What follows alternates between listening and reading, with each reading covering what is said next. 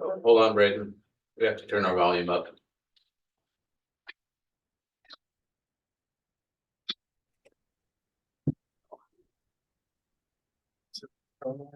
Howdy, guys. There you are. There you are. Yeah, sorry about that. So my car is actually done, but I was trying to coordinate with Uber, and there's no damn Ubers in my area, so kind of frustrating. Well, you zoomed here, so that's good. And Matt, you can hear us okay? Yeah. Well, yeah. I mean, in whatever capacity I can be there, right? Right. Yeah, I can hear and see everybody. Okay, terrific. So apologize. I think my back is going to be to you guys, so I'll ask anybody that's facing them to let me know if they're throwing something at the Zoom screen, if that's all right. And we'll try and speak up so that you guys can hear us. Since we haven't officially started and it is April Fool's Day, I was going to make a motion to quadruple all elected official salaries. I was approve that. But that said, we'll go ahead and get started. Yeah, I make a motion to give all of us a raise. No. Double our volunteer salary. Yeah, that's good. So Sounds good to me. we'll go ahead and get started. Mackenzie is sitting in for Diane, who's not feeling well this evening. So thanks, Mackenzie, for doing that. And do you normally take roll, or can you do that by observation? Would you like me to take roll? Yes, Please. All right, Jim Morrell. Here. Leland Wilson. Wells. Well, Yeah, it's. okay. Leland Hills and. I'm going off the Diane's notes. Oh. All right. Wells. Mary Jo Katie. Here. Jan Goodpaster. Here. Matt Mallory. Present via Zoom. Devin Turner. Present. Brent Brand. Wrong. Rom. Richard Wilson. Yes. Roger Lewis. Here. Braden Sisk. Here. All right. Everybody. Perfect. No worries.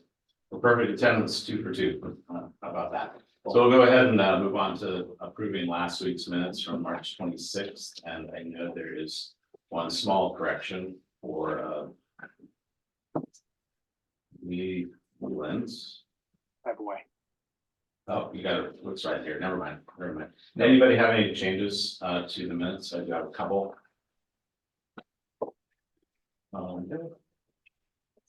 A couple of things that I had were where comments that Chair Netherland was here. I thought it might be good to note at the end of that paragraph that Chair Netherland and Auditor Dunkel left the meeting at 5:45. And then later on page 2, right before where it says question and answer discussion, I thought perhaps we could slip a sentence in there that said that the auditor returned briefly to the meeting to clarify that the salary commission completed, if the salary commission completed its work by May 1 or before the filing period, that the new salaries would be used to determine the appropriate filing fee.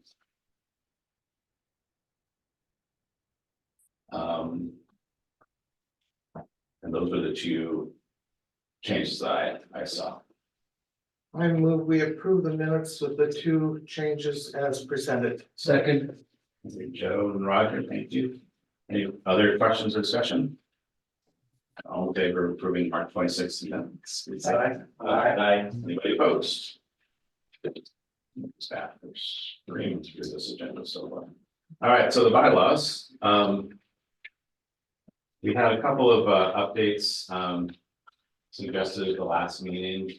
There were some things that were in your packet. I'll just maybe, if I could, I'm saying too much. Brent is gonna kick me under the table here. Okay. Just for clarity's sake, under the purpose, and these are just clarifications, then we'll get into some of the meat substance. Where it says Board of Commissioners, Board of County Commissioners. Just trying to help clarify which commissioners we're talking about. And then everywhere else throughout the bylaws, since at the title it says we are the salary commission, I would suggest replacing the commission with the salary commission in all of those locations, just for clarity. Those are the sort of housekeeping items, and that would bring us to, I think the first, and maybe the first of substantive, I think, possibly second, change under term. So we had discussed last week what was included in your notes, that the term of the initial members end on December 31, 2025. That will put us on the 2-year cycles that was intended by the resolution that the Board of County Commissioners have. Diane made a suggestion, and I thought it had some merit, about staggering terms. And so I wanted to find out if that comment that she made there in the margin made sense, or what your thoughts are around that. I agree that it makes sense. I sit on the historic preservation advisory group, and we had to reinvent some cycle every 2 years before they were done. So having the term staggered, it makes it very nice. Next week, I have to reinvent the wheel. So, I actually had a thought on that, and about how we would stagger it. I would say half of the people who were drawn by lottery would stay, and then half of the people who were chosen would stay. And then, betwixt us, we would vote, or we would decide which officer would stay. That way, we have a continuity of, both officers as well as attendants. And it's not, just one group or the other getting those.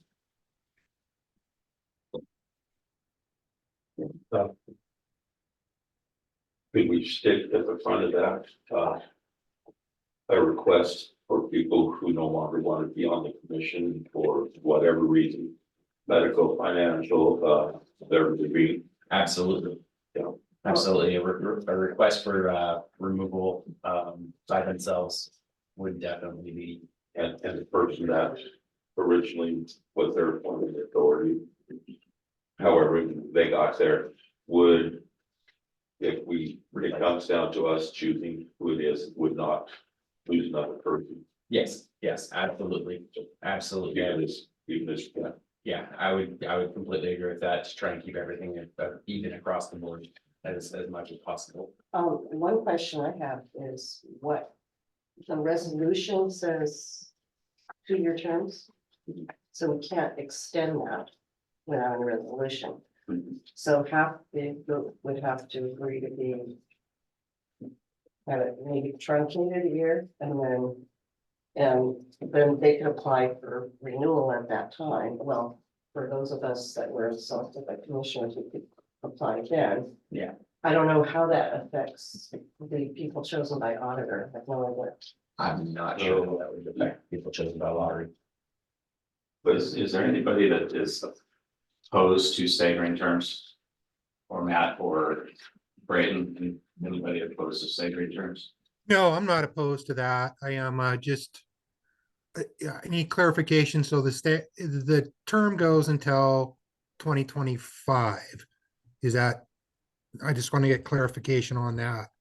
And Right. so we're truly talking about a term that goes into July 1 of 25. I mean, sorry, January 1 of 25 to December of 25.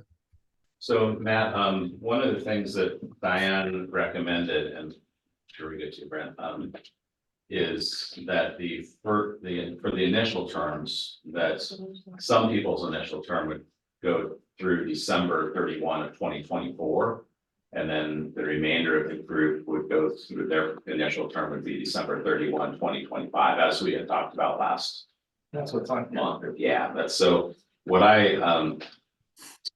wrote, and we didn't have the opportunity. I just penciled this out in anticipation that staggering might feel like a good thing. If it didn't, I wouldn't even be sharing this with you. But the wording that initial terms for 3 of 6 commissioners selected by lot and 2 of the 4 selected by the county commission and December 31, 2024, with the remaining commissioners' initial terms ending December 31, 2025. A second term may be appointed by the auditor or board of county commissioners for the position selected by lot or appointed respectively. So in other words, as far as terms go, what was allowed by the resolution that the board of county commissioners passed is 2 years.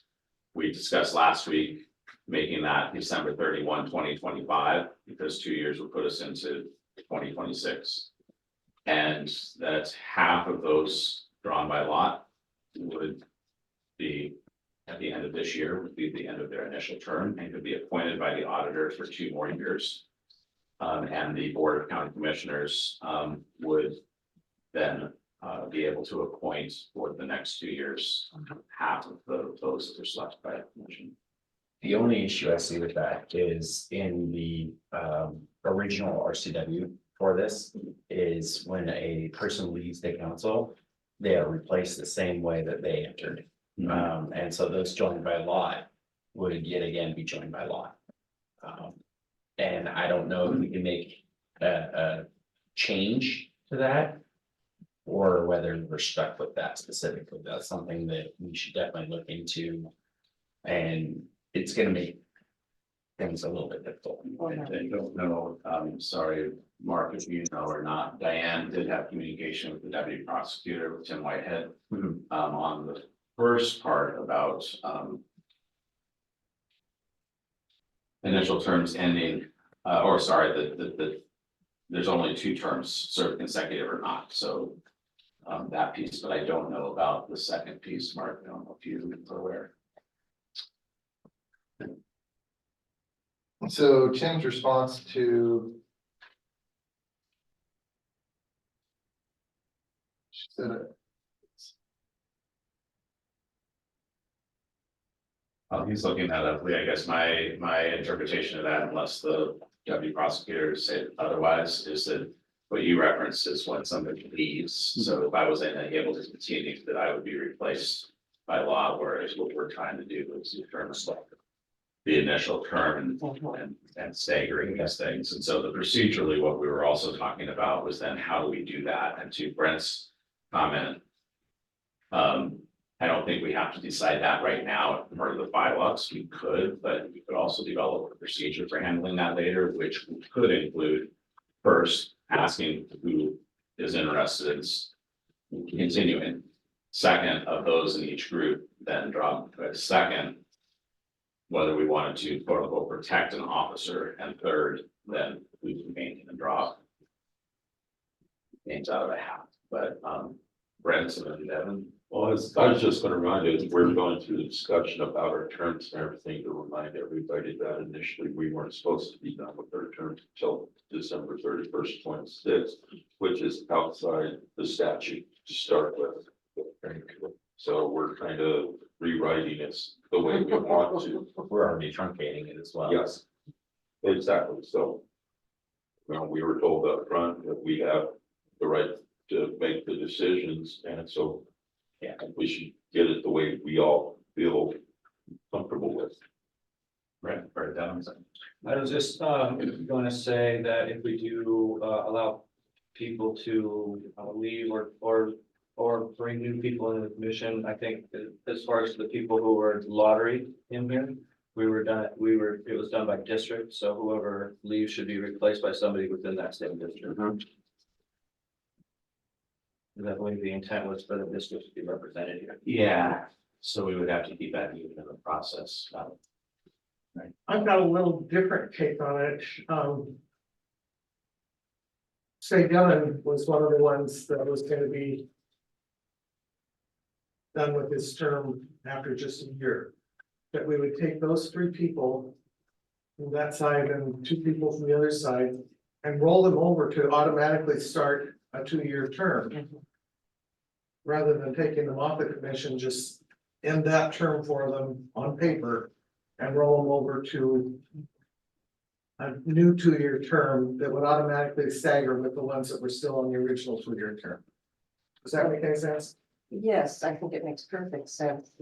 The only question I would have from that is one, do we need to see if the commissioners will amend the resolution to account for the truncated one or, and then the other part that I don't understand and that we may need to get a ruling of some kind of is so that you can serve 2 years with 2 more. I understand how that works for the commissioner related people or appointed people because you apply again and then you get reappointed or you don't too.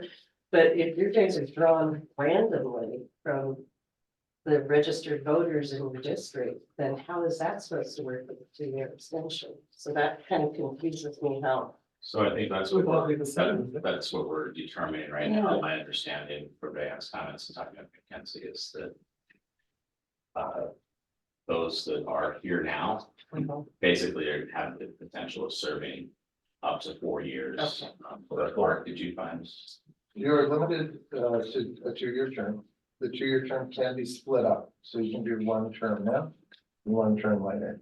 If you get off the board and you need to be replaced, you need to be replaced in the same way in which you entered the board.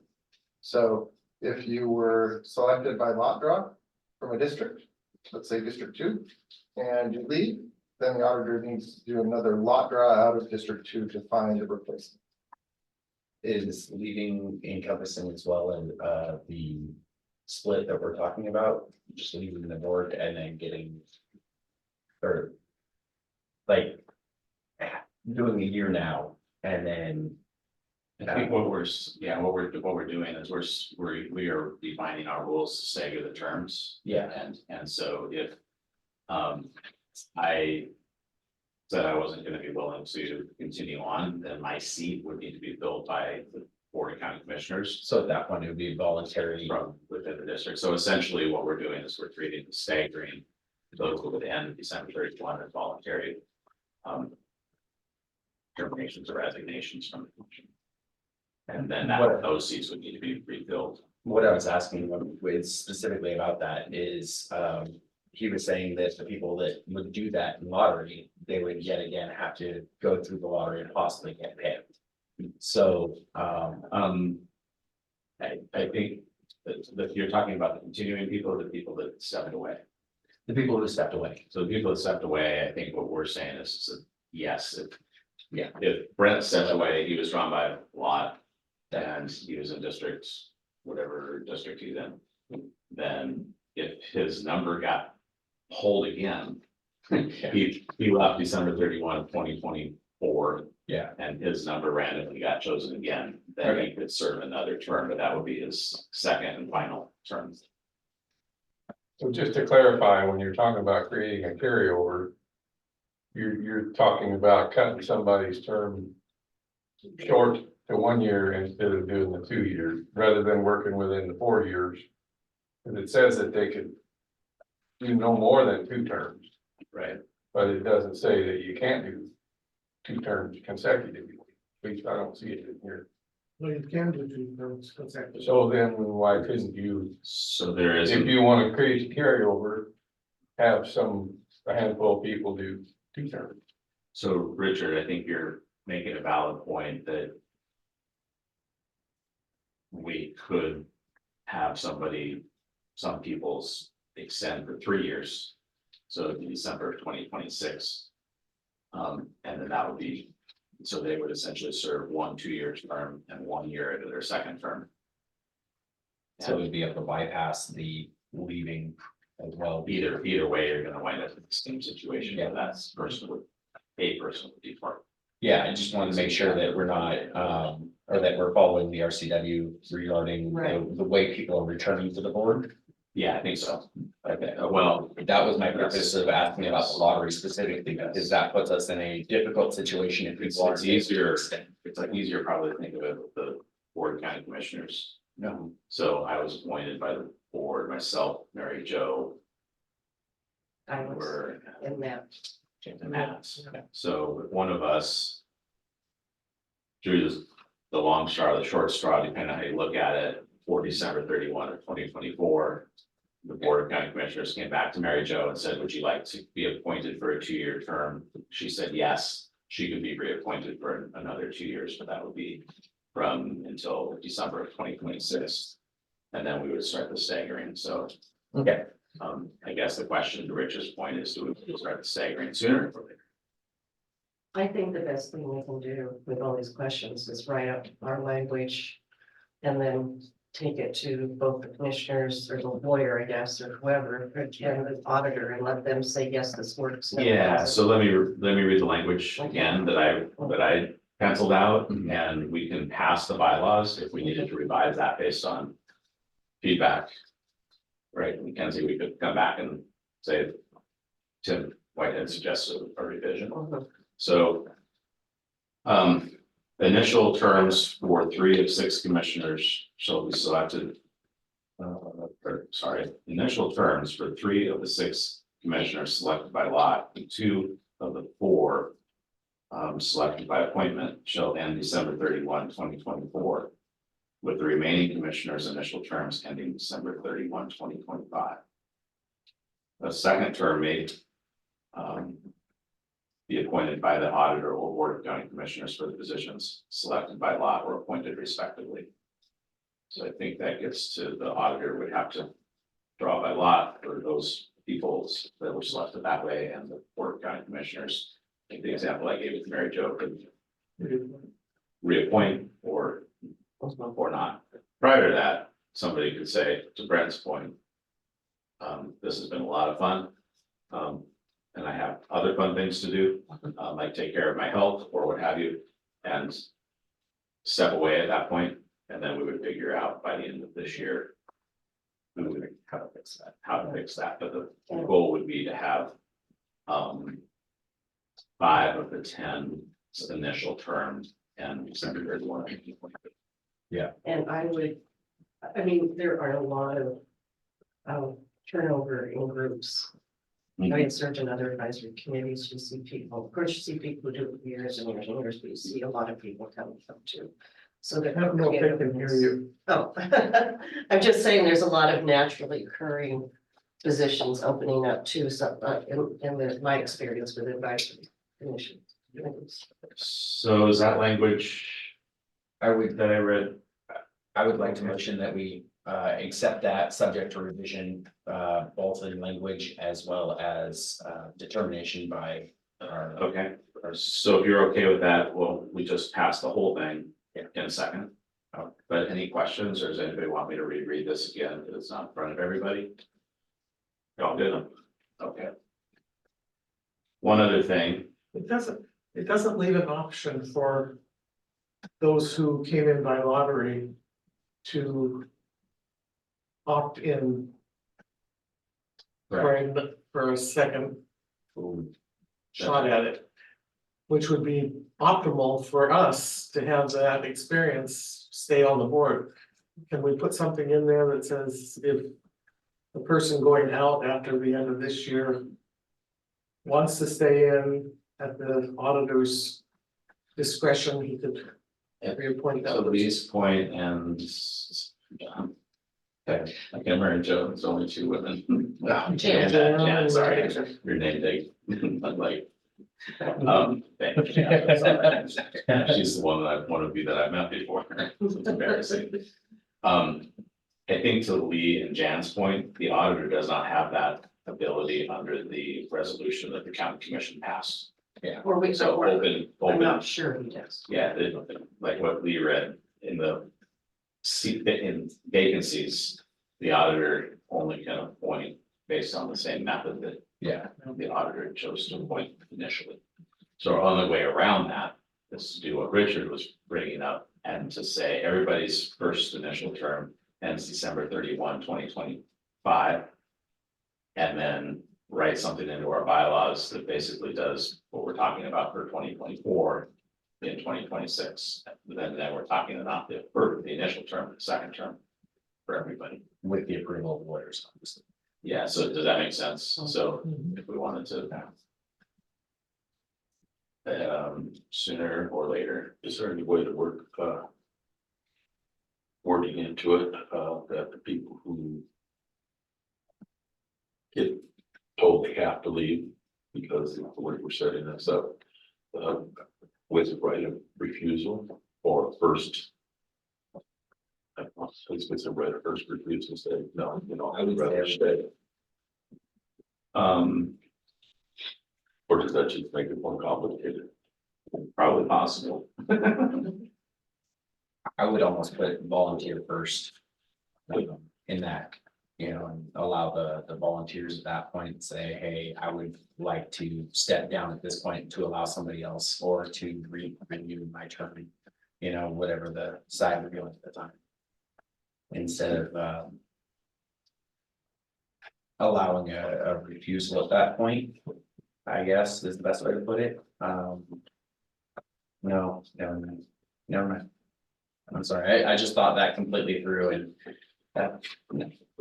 I just want to ask a question, consideration process for people who were done by lottery. That's starting. Figure out. So when you give everybody 10 signatures. So I think, yes, And I think he's right, I think. That was Full draw or whatever. Yeah, just. So ultimately, what we're deciding here is, at the end of 2024, this year, that 5 people that sit around this table right now would be vacating their seats. I would suggest the two options.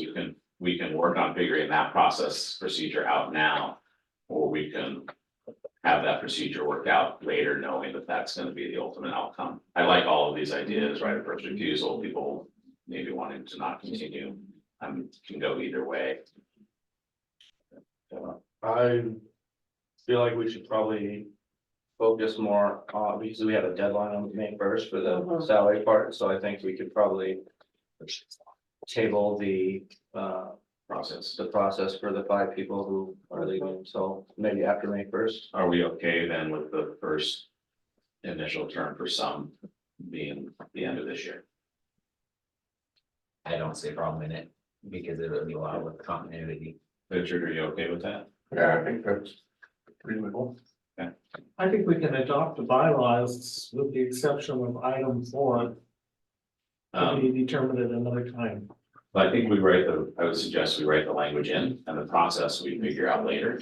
We also have the ability to be able to change our bylaws later. Yeah. So Probably need to perform. the other, so we'll leave that with the initial term, this half of the commissioners ends December 31, 2024. And the second. Portion, Jim. Yes, sir. I believe that you are serving a 2-year term. And you can't serve any more than 2 2-year terms. That would be a total of 4 years. Right. What I'm saying, if you want to stagger, right? You can potentially have somebody serve 1 2-year term. Get off the board. You do it after 2 years. The initial term of this board will end December 31st, 2026. But members can serve for 2 terms. So last week, we decided that the end of the second year would be December 31 of 2025. There was information that was floating around that it was December of 2026, but that was beyond the 2 years from our appointment. And that was because that's what's in the commissioner's resolution. So 2026. the 2026 date is in the commissioner's resolution, so. But they also define the terms there, and it says appointments to the commission shall be for terms of 2 years. With the first term ending December 31st, 2026. Thereafter, all members shall serve for 2 years. No person may be appointed to more than 2 such terms. So an individual could not serve on this committee for more than 4 years. That's 2 3/4 years that we. Yeah. Jim, We go back to. I'm beginning to think that I like the way that Mary Jo has set it up. So can we pass the bylaw and table number 4? Will we get more information from the commissioners and the auditor about how they intended this to work with the extending I just feel like we're writing all this stuff that in my mind may need the commissioners to amend the resolution. And I'm still unsure about how the auditors picks are going to be reappointed when it was done by a random lottery service. The vacancies would be filled by a random lottery service. But Yeah. so the chances of any of the 6 people that got on the first 2-year term or whenever it expires, 26, 226. There is no appointment process for that. So does that mean you have to put back in the pool and hope to get selected again?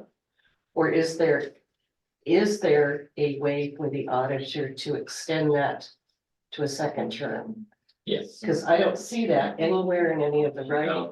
And the only people appointed, So, yeah, the only appointed people were the 4 people appointed by commissioner.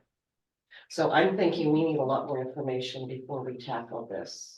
Yeah, I also think one of the key variables here is how this is all going to play out. I mean, are people going to treat this like jury duty where they're going to try to get out of it, right?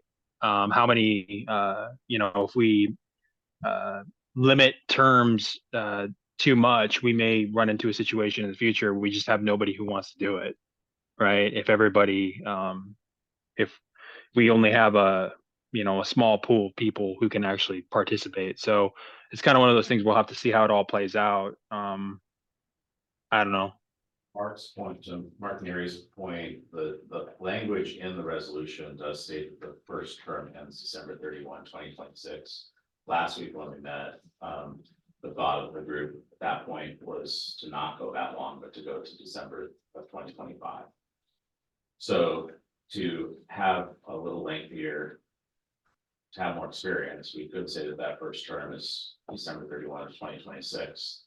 And then there would be, identifying the bylaws, that there would be some language such as what I read, similar to it, that said December 31, 2025, that half of the commission, 3 from those that were drawn by lot, and 2 of those that were appointed by the county commissioners would be vacating their seats.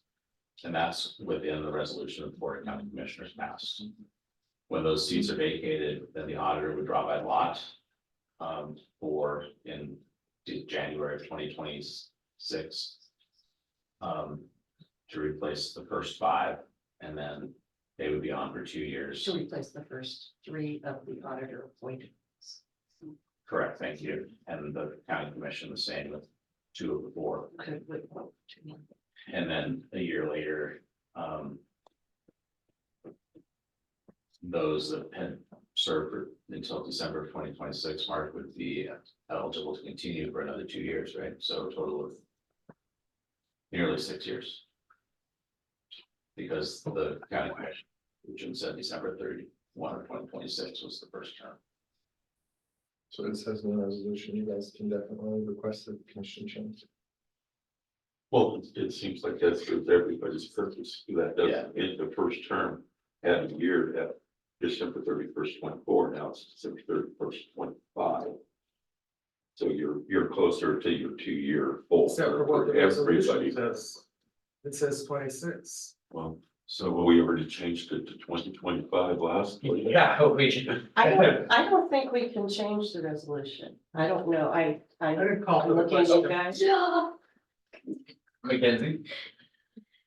We have a call for them. I'm calling for the question. Sorry, so we don't have any motion on the table right now because we're just discussing That's the all right. bylaws. We're, And so we have another change that's to the bylaws that we talked about last week regarding mileage as well, that we haven't discussed yet. So we can, if you like. well, But Mackenzie, did you have something to add? She said you would be excited to be here. So any suggestions that you bring forward can be brought to the commission and they can absolutely amend that resolution. So for example, if the December date doesn't work because it gives you that funky 3/4, you can change that month. Good request to change that one. Change. Thank you for clarifying that. So, I think what I'm hearing is that there was some concern about experience and shortening people's time on the commission to the end of this year. We can effectively get by that by extending the initial term for some to December 31 of 2025. We would have half the commission vacate. So in other words, the initial term for everybody right now is December 31 of 2026. We can write into our bylaws that half the commission vacates and December 31 of 2025. So prior to what the county commissioners Well, we indicate. still have to have a resolution. We would not have to change the county commission's resolution, in my opinion, at that point. I don't know why not. Because the initial term is 2026 and we can act within that because we have our own ability to do so. Right, I'm looking at Mary Jo as the planning commission. In theory, you can shorten it. so that's what we heard last week from Diane and from Chair Netherland and from Auditor Dunkel and from Administrator Neary and from Diane, so Lee. So I just had a thought regarding the splitting of terms. Because the people picked by lottery would have to be repicked by lottery. In order to get a second term. We can instead have asked the commissioners if they would be willing to reappoint people that they specifically chose for a second term. I don't think And that we'll then- be able to do that because by that point, the commissioners will be different. We know that there's one open seat, and so the commissioners are going to change. So I don't know that the current commission can predict a decision for a future commission. No, get in a no.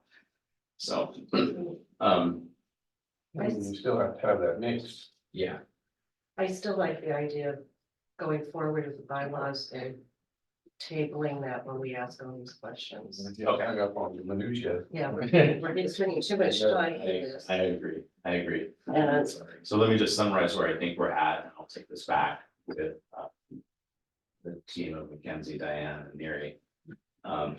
To get clarification, what I've heard, I believe, is on this particular part of the bylaws on terms that we would like to have experience. That we can work within the 3-year initial term that was outlined. And to design something that would allow us to have half of the commission vacate either at the end of 2025 or at the end of 2026. Half of those by lot and half of those by appointment. Is that summary pretty clear? subject to revision as well later on. Yeah, nothing's being approved right now. I just want to make sure that I have everybody, sort of the summary of Yes, what's in yes. people's minds right now. So when we bring this back again, that we don't spend too much time on this. All right. So the other piece, we'll suspend section 4 term was in section 7, compensation and expenses. And at the end, members may be reimbursed for their mileage costs at the same privately owned vehicle mileage reimbursement rate of Mason County employees. This is for transportation from the members' residence to the salary commission's meeting location and for official salary commission business. That was the wording that was brought back by staff based on our need to clarify that. I think that's good. Is that to and from or just to?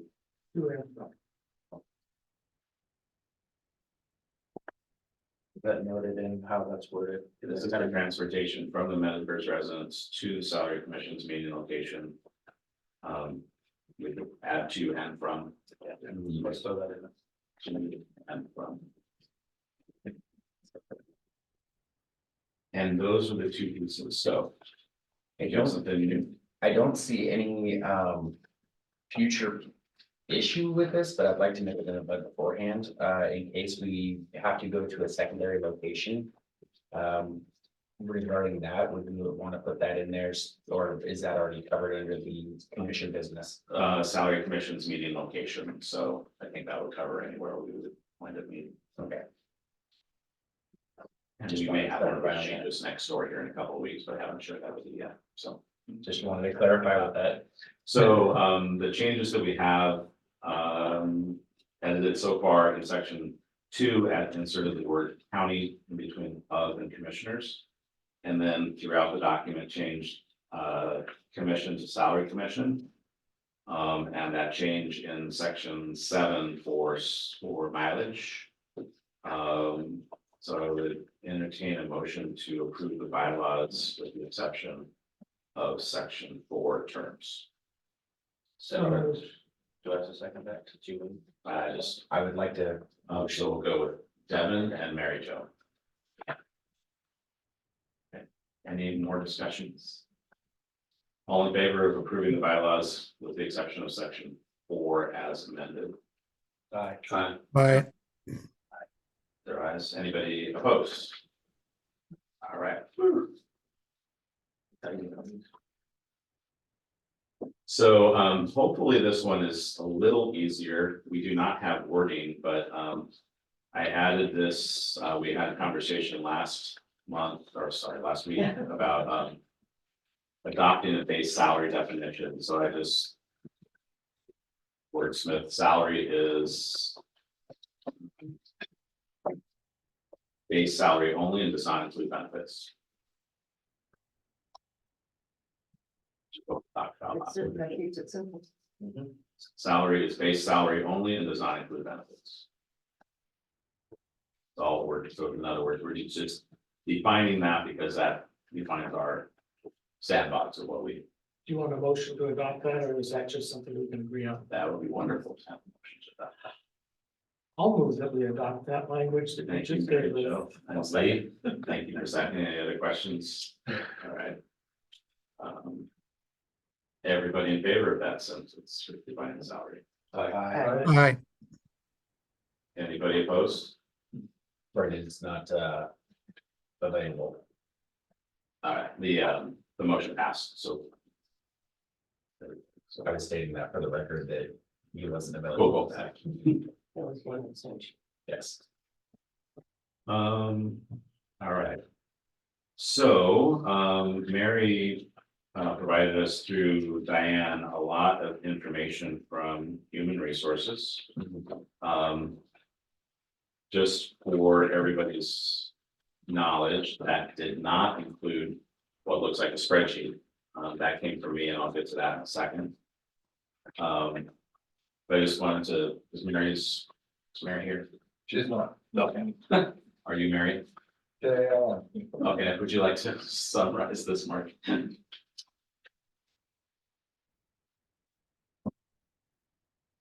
Well, I wasn't. All right, I couldn't walk. Go ahead, yeah, I can correct you if you're wrong. That is, I don't know that I have the information of it.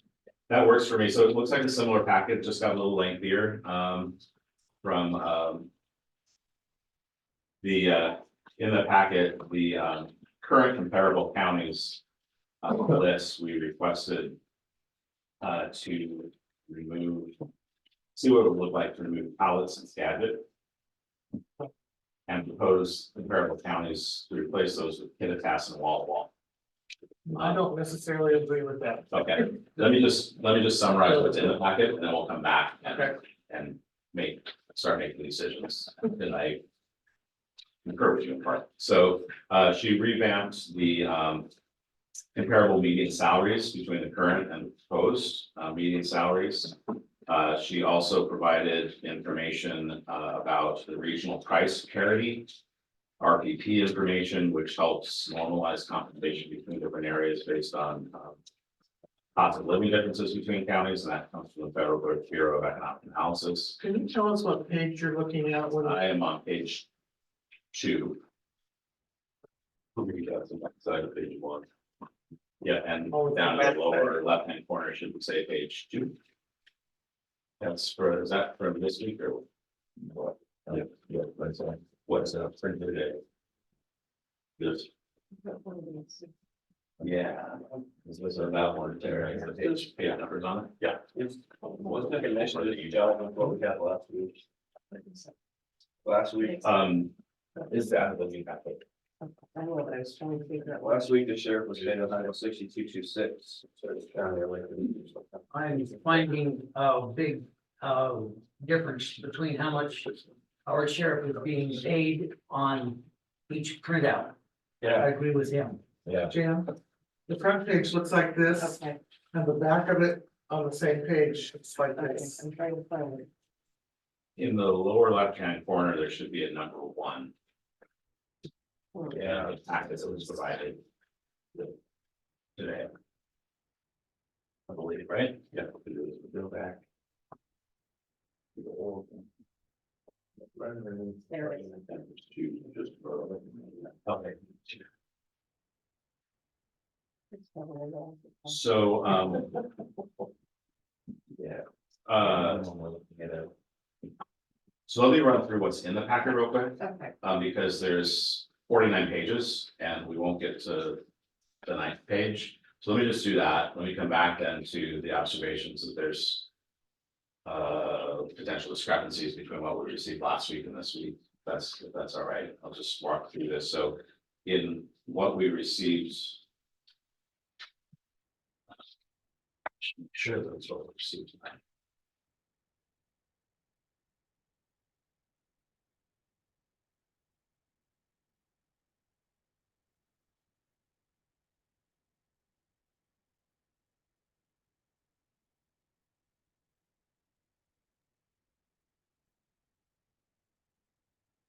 Owns this one. I think so, yeah, so I read some things, okay.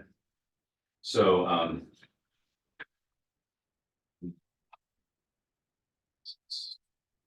so it says Mason County elected official compensation data at the top. And what we were striving to do was to, based on our requests, compare the current versus the proposed comparable counties. That was page 1. Page 2 compares the current elected official market positions between the current comparable medians from last week to the new grouping of counties. And then following that, there are the charts with the salary ranges. And on the right-hand side is the effective salary ranges. So the difference between where it says, I'm looking at, for instance, the auditor page on. This also says page 2, sorry. So on the chart that says, that looks like this, like that, for those of you at home. There's a whole bunch of numbers in the chart. And there's a section of 3 columns that says formal salary range, low 50% and high. And then an RPP adjustment, and then effective low, effective 50% and effective high. What's RPP? The RPP on the prior page was the regional price parity information, which comes from the Federal Bureau of Economic Analysis. And what that does then is it adjusts salaries to, if I'm following this correctly, Mark, correct me if I'm wrong.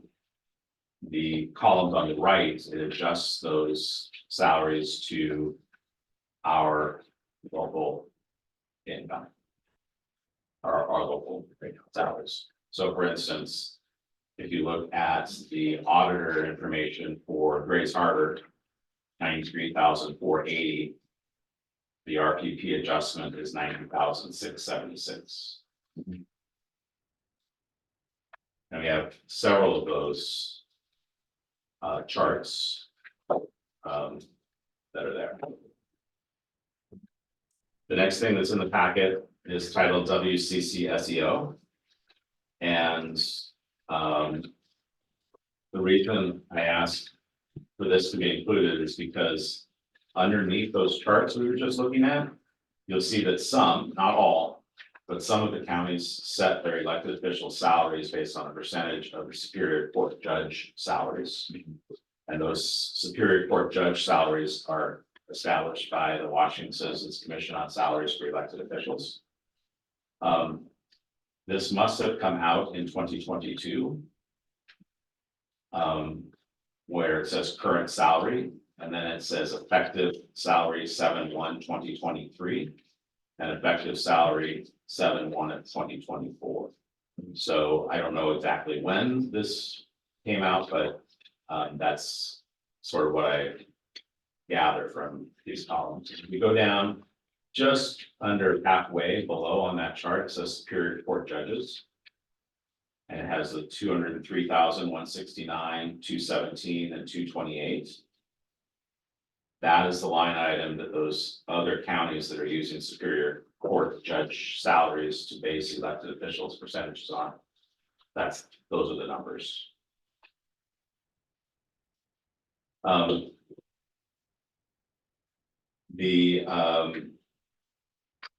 There's a series of minutes from 2019. We had asked for background information to be provided about the last time that the Board of Mason County Commissioners established or through a resolution the elected official salaries. Specifically, last week, I think we were talking about the 5% above the undersheriff salary. And what's highlighted, it's faint in the black and white copy. So what's highlighted are the bullet points in those minutes from, there's 4 sets of minutes from February, April. Well, February and April, where this was discussed by the county commission before they passed the resolution. It was 2019 there, something like. Yeah.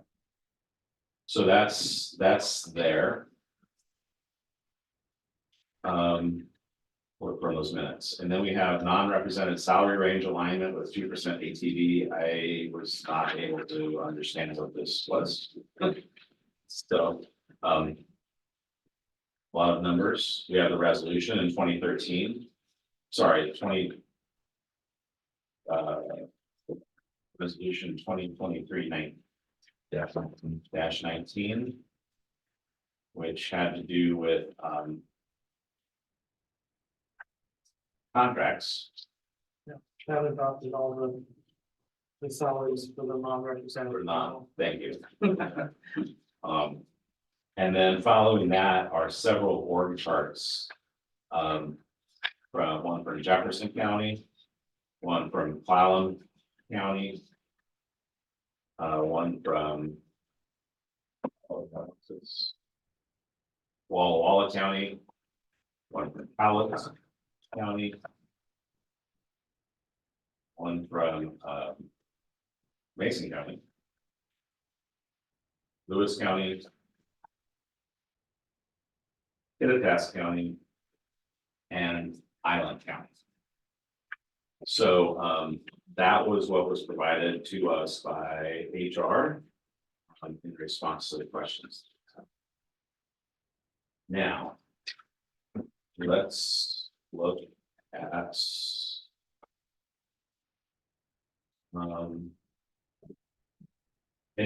I know there's questions, but any questions just about what we were provided?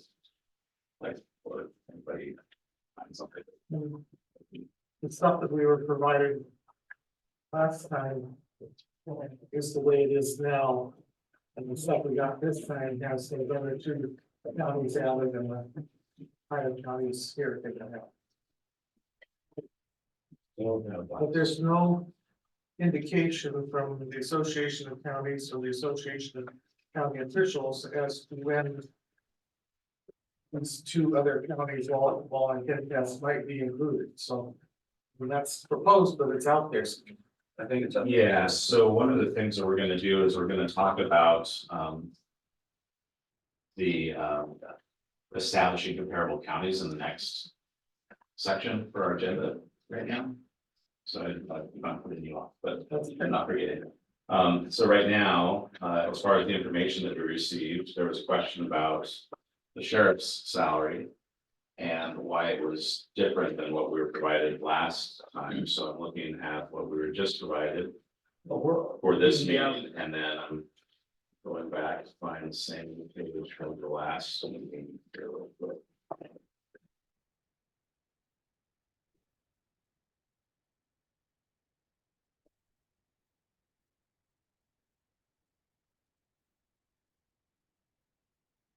And so, because I think that was the question that either Roger or Devin brought up about sheriff salaries. So when I look at what we received for this week's meeting, where it says formal salary range. At 50%. I see 146, 731, and that's the same as I see on the chart from last time. But then. Where it says effective 50%. It has 138, 692 on what we had today. Is that the difference that you were looking at? No, the difference I'm looking at is from the Mason County elected official compensation data from last week, which is the same front page as this one. Yep. But on section 3, current elected salaries, everybody's 87456. The sheriff's 16226. So the 87446, that matches. We print out that you created for us here, and that matches, it looks like it matches here. 87456, but the sheriff is not matching. We got 16226. On your sheet, we have 138,692. And on the new data that we got today, like you said, we're looking at around one. The formal range is between 131,095 and 164,232. So I'm not sure exactly what the sheriff. Sorry, yeah, hold on a second, Roger. So. The one we received in the packet from what we received. It's off the last two. The last page. Here. Yeah, but you're looking, what, can you show me what you're looking at there? Yeah, You're so- looking at page 6. He's looking at this one, So I'm looking from last week, I'm looking at this one. this one. Which is this one here, you have 16226, and then in the chart. The chart, we don't have anything that matches that. Mark? I might be able to explain it. So the sheriff's salary is set based on the undersheriff's salary as a percentage. So you'll see all of the other elected officials have the same low and high because it's just one number. So what Mary's showing you there is that for the sheriff office, since the sheriff is tied to the undersheriff has a range. And so you're saying the lowest he could be paid would be 131. The highest he could be paid would be 164. And he's currently at 16226. Correct. For last year, So for last week. the undersheriff gets step raises, I don't know unless he's copped out. And there's also just the raise that everybody in the county gets. Like if they say it's a 2%, I'm making it up, I don't know what it is. Sure, correct. 2% cost of living raise, then the undersheriff would get that would affect. The sheriff's salary to justify percent about that, and then whenever I assume it's on his anniversary of his employment, if he gets a step raise. Then, Sheriff gets a raise. the sheriff gets. a step. Yeah, I get that part of it. It's just, I wasn't finding where the numbers were matching up here, so. So the ones that we received today were the, Roger's got a question. yes, Roger. How come the big discrepancy in the sheriff's pay, in his pay grade? Pay grade? How come, I mean, one time it's 100, what did it say, the sheriff is 138,692, and the next one it's, it depends on who, it's like who made out the sheets. Depends on, it just is so far off I think, the rocker that the sheriff. I I just, think I can. I think that's what we're trying to sort through right now, so. So every job, I'm assuming represented and representative has what they call steps. So you make, $100 in the first step, 120 in the second, 130, 140. right, So the sheriff's has a range because it's always 5% above the membership.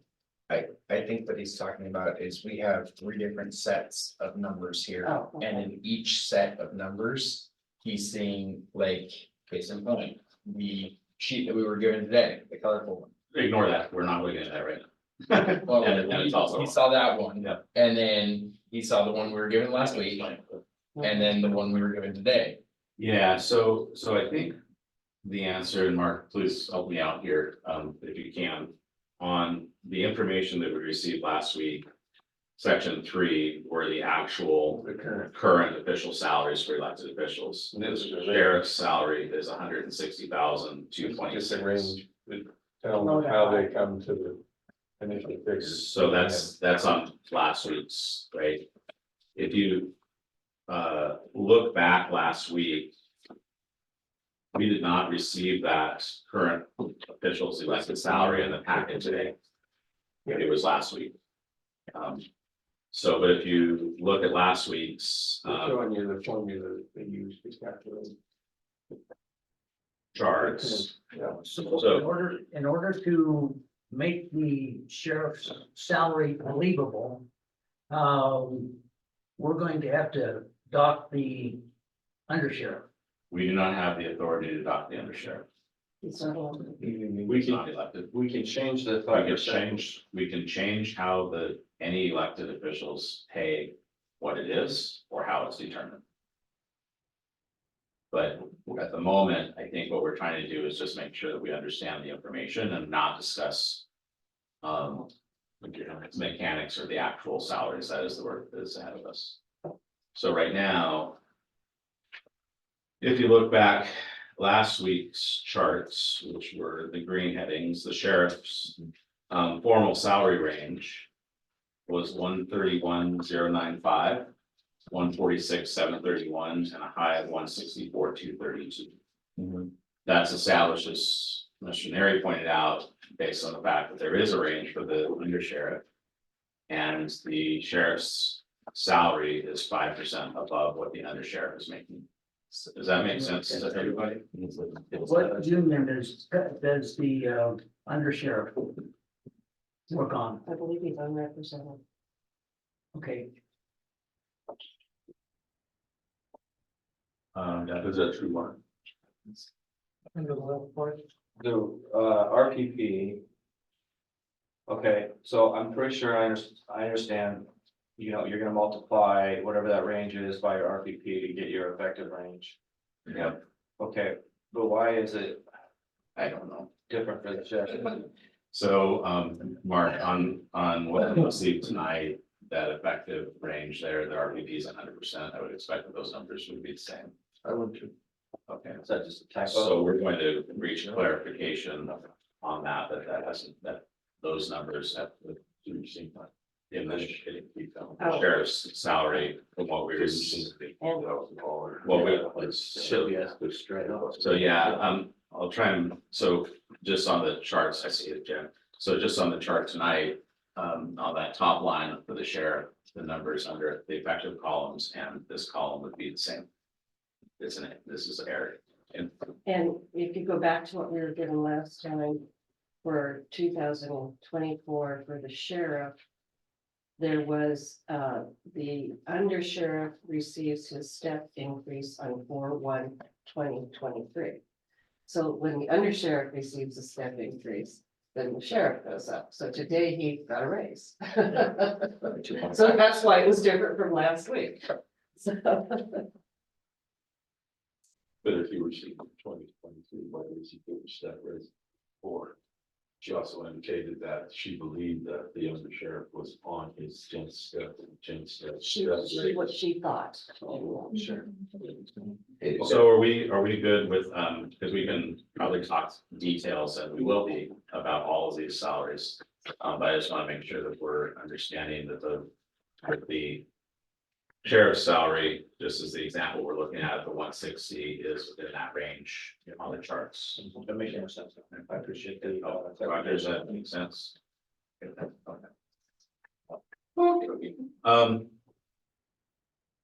So,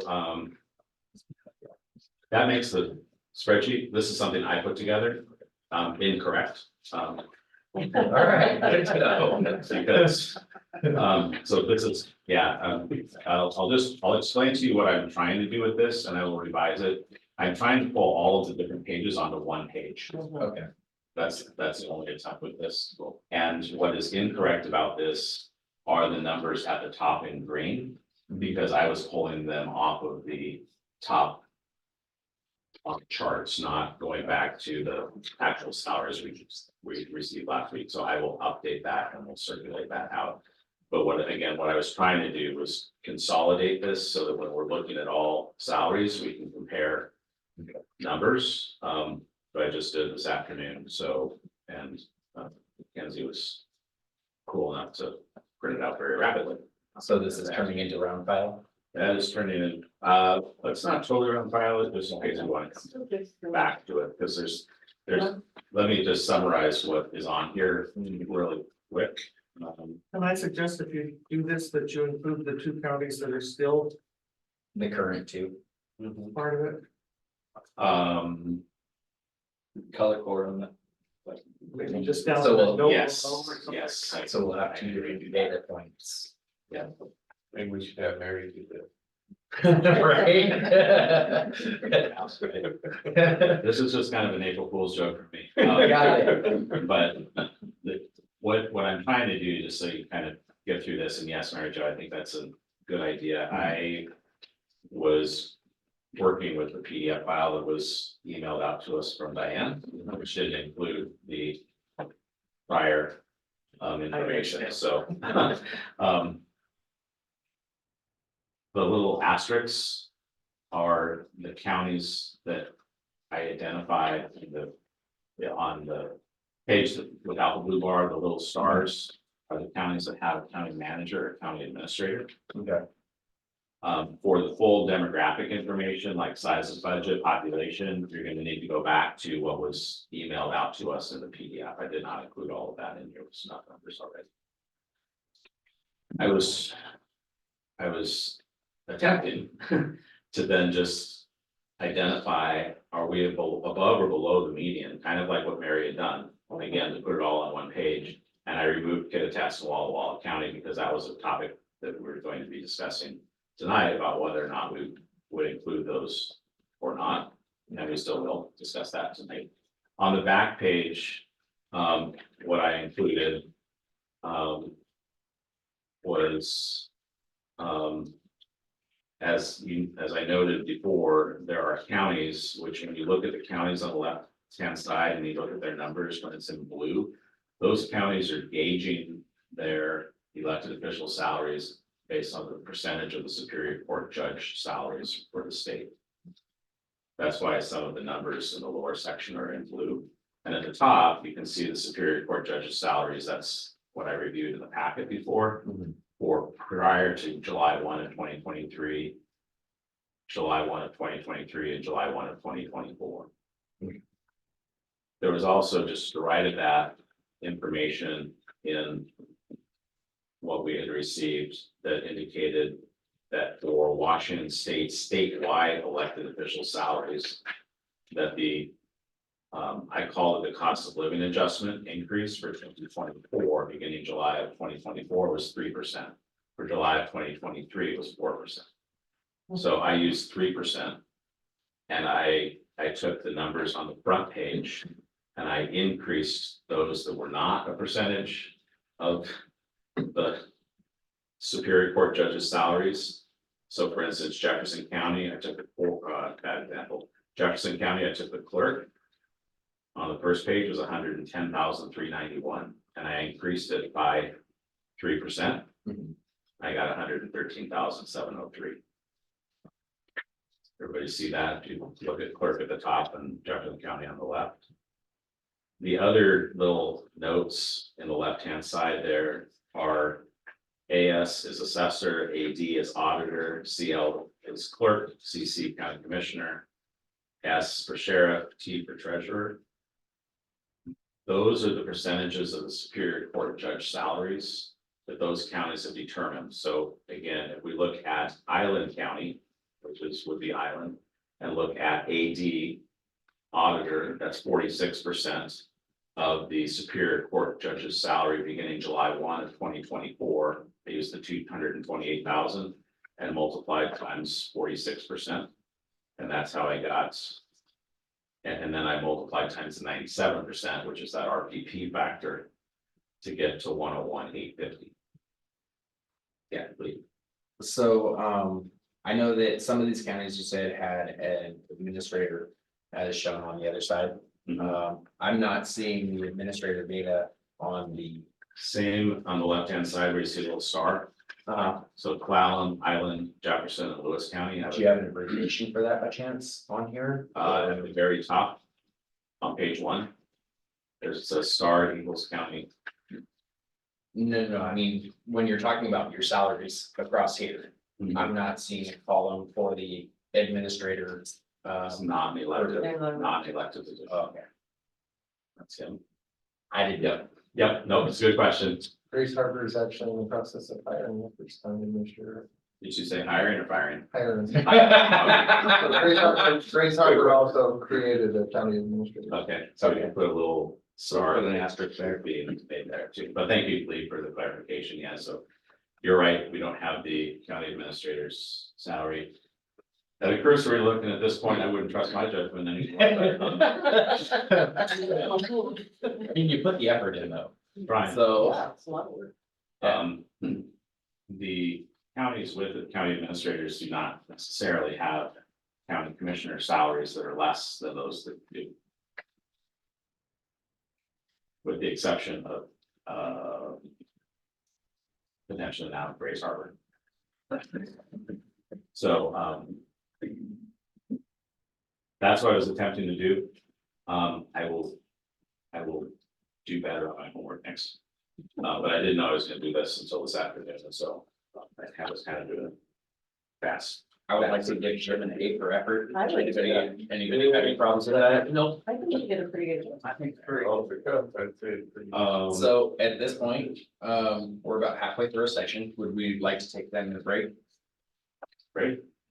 Please. You need a drink of water. at least. Oh, it's down here. I actually brought some water over there for you guys. this time, So, yeah, we'll take a break and can we come back at 6:50? Is that all right? Yeah. Shoot for that. Yeah, it Awesome. allows us restroom and go water. Thank you. All right. Everybody remembers where the restrooms are located? Yes, sir. All right. I go straight out the hall. Quicker. Oh, it's quicker than that. Oh, yeah. Okay. Well, you were Well- right, you're there. This is one of the few situations where usually the women have to run to get there. This is one of the few times. You know, at my age, I'm taking water. This time. Hey, no worries. The administrator. No, no worries. Yeah, don't take anything I did personally. No, tell me where I'm going. Yes. I catch out, I can't do email. And more than before. The devil, who's the good guy? That's everybody's looking at the numbers. Look at that. Was Paul? It's a learning process for all of us. Yeah. Well, except for Mary Jo. Okay. Okay. There, that should be. I looked at the numbers. It's like, I can't look at them and just be a blind, but you gotta do the math. So. What's that? The comparable counties is coming up next. Yay, I can hardly wait. Not so far, so good.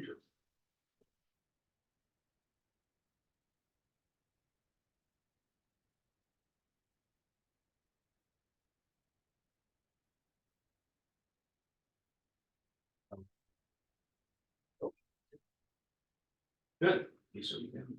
Good. You have a big time off. Okay. Back to your question. I like your My question. family lives in Seattle and, so Saturday, so Saturday I went up. Find a comparable. Credit unions, So across the country participate in Children's Miracle Network. And are like I don't know exactly right now, but we used to be that we were in the top 5, like within the top 3 corporate contributors. All across the country, so like Walmart was ahead of us, Fields is ahead of us, credit unions. Yeah, and so. Yeah, you're right. Yeah, but still, there's not a lot of credit union donation, so we presented a check $1,000. Candy sales, at our branches. I was So it was very matched by fortunate another while we got company. COVID. I got my social $3,000 for varsity Series 7, got weekend. 3. Did a check station for that. And, Those uh, guys, except for like, start, I think they so much. The state of Virginia, very soon. So anyway, yes, but in trying your comment, nobody had We're this just available in the the fault line. It's the very first community appreciation event, I'm sure, but It's this just education center that they have. enormous how much But the person watching, so it's that, is and then very. for fun, wandered through, My birthday party. Backlist Market. Oh, That was yesterday. Yeah, it's, we bought some steaks for me and my folks and barbecued those. And traditional logging community. Saturday night and Sunday, I washed some ours. And Good people. at dinner, so it's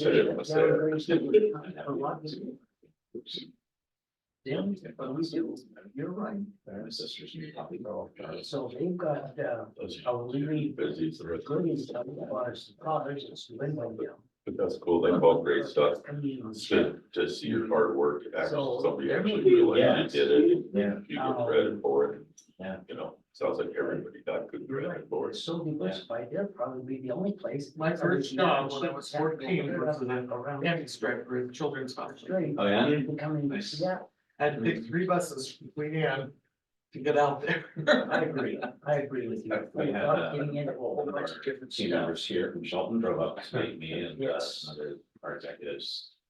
For the community celebration, and she was at Seattle Children's broken heart surgery when she was 1.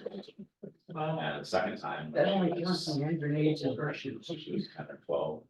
She also had her appendix removed when she was a teenager at Denver Children's Hospital. Then she's had another open heart surgery a couple years ago. So I'm 1 I'm the same doctor that operated her on her when she was 1. Wow. Moved over to Washington, surgery, heart attack area and operated on her. Wow, so he's following her along. So I've been surprised, you do pretty awesome with that. With us. See that one. Uh-huh. Nope. Around too. They're basing people everywhere. Barbecue. Yeah, no, I know it was there, yeah. Yeah. Water, so we'll make a big dip. And I know we had a thing here. We at least have the dates on the pages. Request that. Yeah, That's one there too, we got the meeting notes from the previous ones in anyways, so. of course, now, the other county, the sheet here. You're looking at. We go, My whole thing we've got is our maybe tour identify in there, some entire list of counties. 33 two, and then, what do you? Yeah. We have got. If I just go with what's already. There's 30,000, something like that, That just, but because. so somebody else Hispanics. higher up somewhere changes the parameters. We're getting better to see it, but we're doing better than 60,000 residents in this. That's 67,000 here. Yeah, that's what you looked up. That's what it has. Not discussing anything until. No, we were talking about how many. Okay, so he was looking at 60,000 on top of what's in here. Yes. Oh. Because of the. That's insane. But you see, we got, okay, they bought out. I've got a simple solution. We can be done tonight.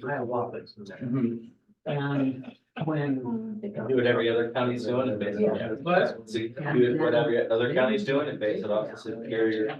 No. Mexico. I was like, every other county's doing that, like, why are we? Because these people in my neighborhood, that's how I talk about that.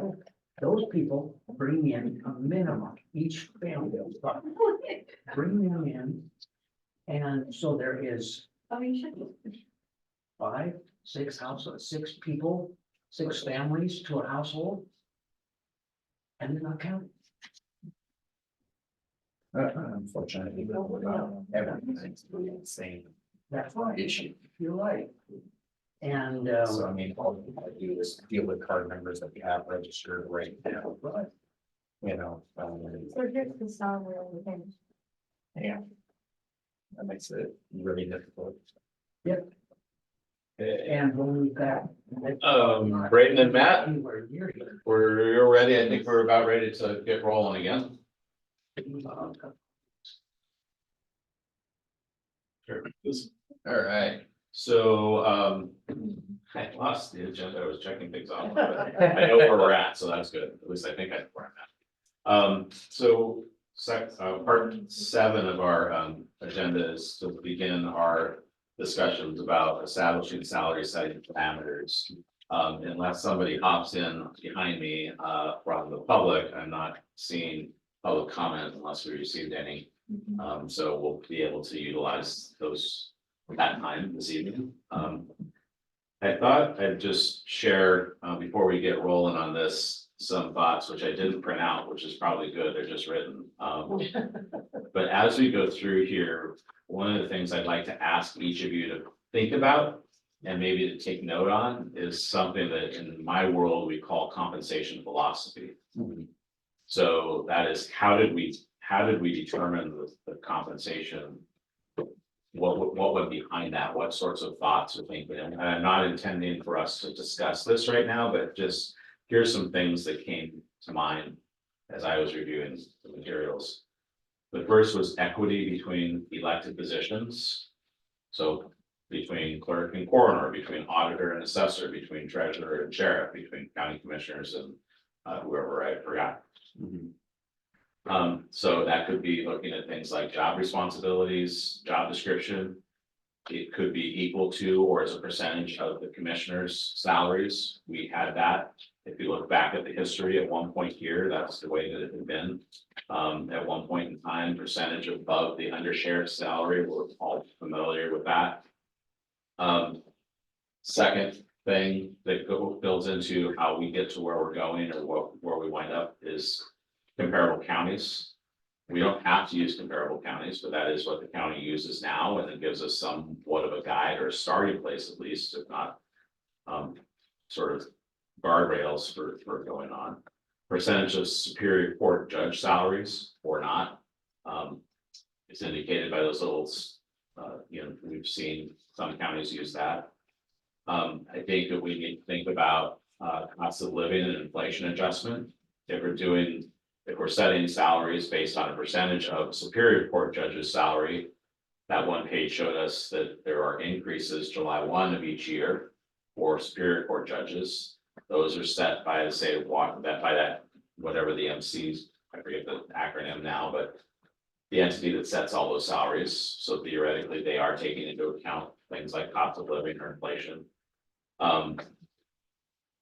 Currently, right now, and what I've observed just at a high level about all of our salaries is because of the fact, as an example, the commissioner's salaries were set at a 1% increase, capped at a 1% increase since at least 2013.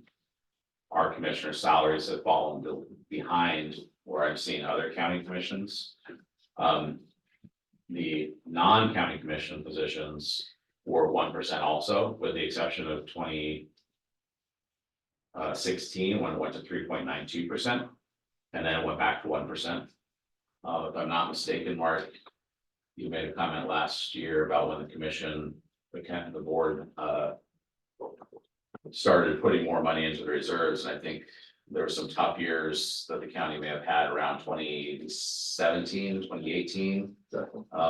Tightening the belt up quite a bit, so without going back to any minutes, just aligning timelines, my guess is that it went from the 3.92% increase for non-county commissioner elected official salaries to 1% because they were trying to tighten things down.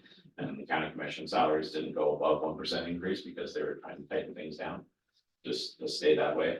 And then another thought that I've had is attractability for people that are capable, prepared, and have the capacity to run for office. So if you're being asked to perform a full-time job, that likely means that you're not doing another full-time job. I would think, I don't know that for sure. I don't know if any of our electeds or you quit that other job. And so you're replacing that with your elected official salary. So in order to have people step into the positions that they are in, to step forward, I mean, into the position, running for election. These are just some of the things, and so I will type these notes up, and circulate them as kind of a working list. But as we go through this process, I don't think, it sometimes the compensation philosophy gets established all up front, and that would be a vision mission type of exercise that Brent mentioned. And I think we can extract how we get to where we wind up and extract that compensation philosophy so that those that follow us know how we got there, if nobody else is on the bus at that point in the future. They may change it.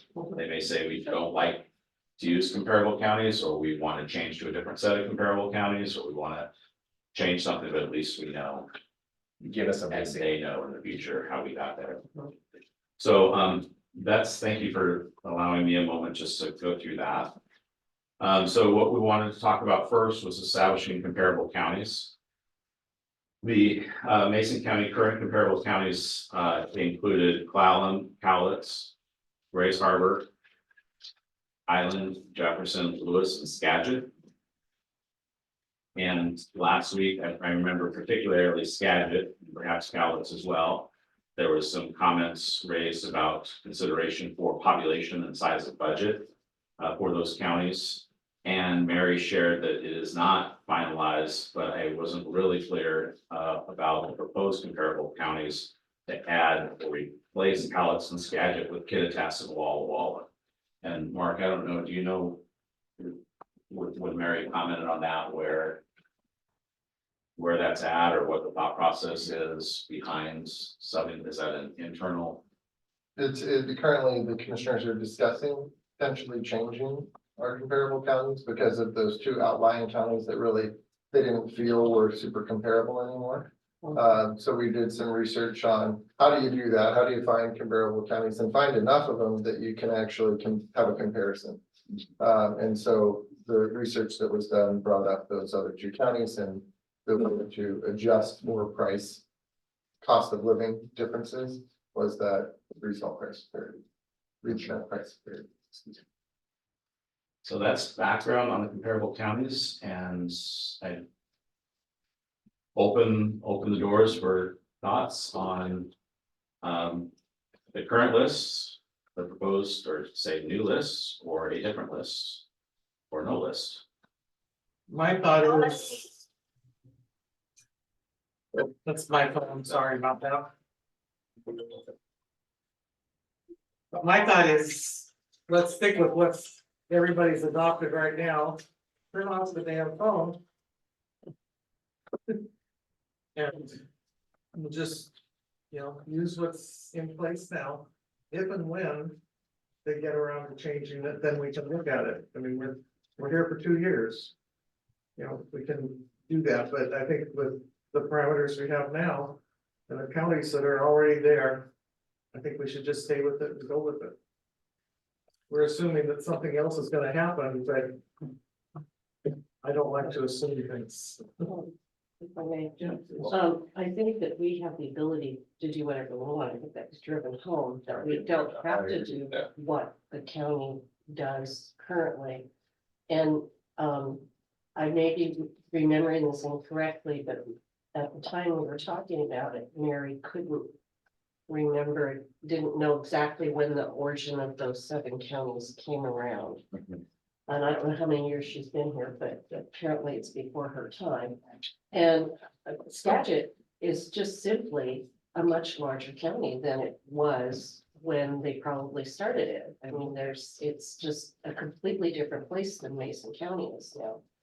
So Skagit to me has no place in the list. Cowlitz, I'm willing to talk about. I have to agree with you. I think from what the gist I'm getting from all this is that we can technically pull something out of the air if we choose. These numbers are just here for our benchmark. So we've got a place to start that's realistic. But at the end of the day, we're not hard and fast bound to any of this information. And we're not. So we don't need to get all tangled up in it too much, because of the simple fact that we have to go by this. And we don't want to. And we're not even required to use comparable counties if that's not. Right, what we want to correct. use. I'm agreeing with Jan a little bit on Cowlitz County and Skagit County. I just looked at the populations of those and they're significantly more than what we're looking at Mason County. Like almost, but Skagit's double our size. I'm not sure that it's a fair comparison. And what Mary said, I think was, something about they didn't know why they had chosen those counties and it just, the way it has been. And the worst reason to do something is because that's the way it's been. So I think I'm in agreement that we should, take a look at these, the counties that we're comparing and I'm all for removing at least Skagit and probably Cowlitz as well. And My opinion is I would prefer to go with what the county currently uses, just to echo Mary's first comment. The reason for that is that all the salary comparables that the county currently uses is predicated on those current counties. And it gives us kind of an idea of comparison with current county represented and unrepresented, and then with the county elected officials. My only hesitation is going out with other counties is that, yes, this commission, the salary commission, could really make up their own rules, pull data from anywhere, simply set a salary amount based on whatever the group consensus is. But it just, it's going to be hard. It's such a new group and a new commission. I don't know how much new paths, new territory we want to pave with such a new group and a new commission to really abandon what is already utilized for salary comparison by the county for all their other positions. That's my opinion. While we have action on Zoom, Brendan, what do you say? How do you feel about this? Do you have an opinion? Muted. There we go. Now we're back. I mean, I realize we only have X amount of counties that we could conceivably compare to, right? We can't just, add more counties to the pool than are in existence. But I think it would come down to a multitude of factors, population, but also like, what the annual income is of that population, right? And so, and obviously, of course, the budget of that county, the tax base and all that. Obviously, and two, these other counties that were put in place previously, right? You're going to have over time population growth, right? That's going to change counties. Kitsap has gone through a huge boom, right? With people moving in from Kitsap or not, or from Pierce and King, right? Used to be considered a rural county. And so it's, you've had an explosion in the last 10 years that has radically changed the type of county it is. Mason is not far off either, right? And so nothing stays forever. And so it would depend on how long ago these comparable counties were established, because over time, right, things are going to change. Some counties used to be rural, but now they're more of maybe an urban setting and are in a different bracket. So I mean, I don't know. I mean, I would almost like to take a look at data for all of the counties, right? So that we could pick out ones that are currently the most comparable to ours.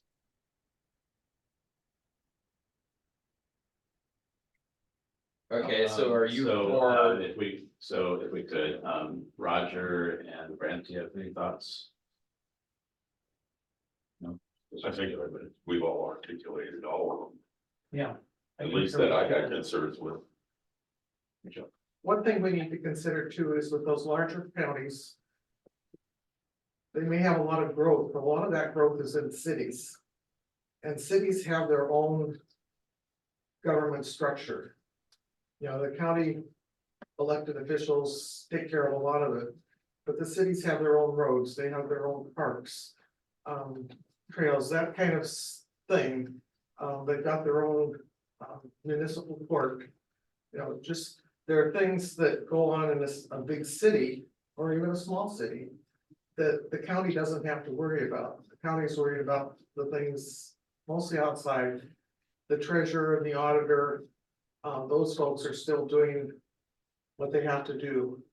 You know, but just because a county has more population, county has more population, doesn't mean that the jobs of the elected officials are the same. Just, it's no biggie, Mary, but, okay, now, are they talking about the permanent population or the floating population? When we talk about Mason County or any of the other outward counties, there seems to have, we have got a, let's just Mason County just has a mean of 67,000. Well, according to what I can find, we have got another 60,000 of floating people. They probably just go by census So the numbers. population comes from census Yeah. data, Well, this is true, and the census data would not include transient. right? Residents. Well, they don't, the homeless, yeah, you're right, the transients, and we are the recipients, Mason County is the recipients of at least 30,000 Hispanics that come up to work in the trees. These aren't gonna be based on any of those numbers of floating numbers. Okay. Yeah. Correct, that would be my understanding, is there's no hard data for those numbers, and that would be true for county, I believe. Is this all based off of just residents of Mason County, right? So it doesn't take into account people who may have summer cabins out here, but they're residents elsewhere, right? But are we including the assessed property values in that calculation as well? So the assessed property values would come into play based on the size of the budget, because it will be property taxes that will be paid on property, so. Yeah. Rentals as an example, have a property tax that those owners pay, and that gets paid to Mason County, that properties in Mason County, so. Gotcha. The budget, so what I'm hearing, I think I'm hearing. Nobody's spoken for replacing Skagit and Cowlitz with Kittitas and Walla Walla at this point. One thing that I would like to point out is regarding the transient population. Whether that be homeless, or in this case, with Walla Walla and Kittitas, we can actually use migrant workers for that purpose. That come into the outfields and they're only there for a portion of the year. The business owners that employ those do pay taxes, as well as, vacation property taxes and things like that. So we're stuck with the hard numbers that are public information.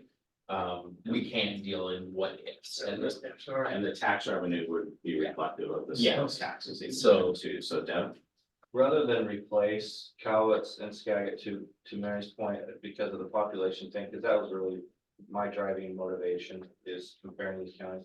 Instead of replacing them, what if we just added Kitsas and Walla Walla, and we have, what is that, 12 or, I don't know what county? 9.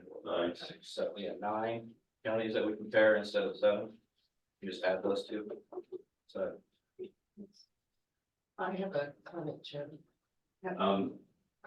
Yeah, go ahead. I haven't heard anybody say that we haven't actually decided that this is the criteria we want. Has anyone actually said that we want to use comparable counties? I do, but I don't know if the rest. I think that is another question, but if we are to use a comparable question, I'd like to stick with this one right now. And then we can come back to whether or not we want to use comparable counties or some other method. At the end of the day, I think if we chose another method, we're still gonna probably wind up comparing something. I agree. I'm for it. So we have the current list of counties, that's what Mary Jo proposed. Devin offered up an alternative to add to that Kittitas and Walla Walla County.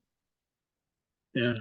Well, where would we go to get the data on the rest of the counties as far as, so that we can go through, like, we might start with counties that have, similar population size, but then we can go through and see, average median income, tax base, things like that. I'm just wondering if there's other counties that could be comparable to Mason County that we're not currently considering, right? Just because we don't have the information. My understanding, Braden, and Mark can correct me if I'm wrong, with the current list, that's likely how that was pursued, and the county commissioners are currently talking about the additions of, or substitutions of Kittitas and Walla Walla for the measures referencing, right? Correct. So the things that we're looking at for to find comparable counties currently is the population, the resident population. The county general fund budget. The number of employees. Similar services. And the assessed valuation of property. Yeah. So does that help you, Braden? Well, I mean, it does, but I'm just saying it's based off somebody else's interpretation. I mean, I'd like to see the hard data that they're using myself, right? They're just kind of, it's almost like they're giving us a list of counties here, and saying, hey, these are comparable, but it'd be interesting to see how the rest of the counties in the state stack up, like Grant County, right? Mary was sort of specific about why they chose. Yeah. I think I'm gonna. Yeah. So, Braden, the information, I think, at least in part, I don't know if all that you're looking for is in the comparable agencies on the first page of the PDF that we were emailing last week. So if there's additional pieces of information, but I think out of the 39 counties in the state of Washington, that these 9 that we're looking at are 9 that are most comparable to Demographically. us based on all of the criteria that you referenced. So Mary Jo, were you starting to say something? Just that the demographics and all the things that go with it, work with those 9 counties. Everything else is above and below it. And Mary was pretty specific when she was doing a presentation last week about why those 7 or 9 counties were included. And going beyond created more of a mess. My comment would be is if we ended up adding two others, make a total of 9, that's basically 24 to 25% of all the counties. We're already taking a look at a quarter of the counties, there's how many. Yeah, I mean, 1 out of 4. And they've already taken the time to exclude the top and the bottom, so. I guess at some point I have to take the leap of faith that she knows what she's doing and she seems to. Yeah. And it's pulled within. Right. Even within a 25% range, right? These are the most representative of the counties. Yeah. And it's not like, it's not that we don't like trust or anything. It's just one of those things where it's like, want to make sure like these comparable counties weren't like cherry picked, right? As opposed to some of the others. Yeah, and I'm not sensing that that's the case, but it's a good question. Yeah, I don't think so either. Yeah. Lee? So one thing I want to point out is regarding switching out Calatin's gadget for Kittitas and Walla Walla. When it comes to the actual hard numbers that I'm looking at for the new list that they gave us using Kittitas and Walla Walla. Walla Walla comes in, comparing to just top and bottom, high and lows. Walla Walla comes in for FTEs at the lowest number of FTEs. And it also has the highest, the highest budget for FTEs, as well as the highest. Can you tell us what page you're looking at? Just the very front. Yeah. So if you look at the numbers, like I was saying, we'll start with population. The highest is Island County, the lowest is Jefferson. So Kittitas and Walla Walla fall in between them. Your total budget, your highest is going to be Lewis, your lowest would be Jefferson again. And then if you follow that trend all the way across, the only county that we're proposing as a change is Walla Walla that would affect any high or low marker there. And it seems like it's pretty even across the board for both highs and lows.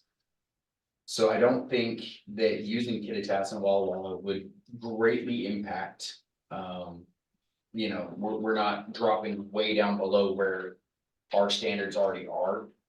Or Just by whatever. adding those two. Yeah, Yeah, and I would point out, Lee, to the total budget to FTE is the closest to what ours is, yes, right? So, we're actually the highest.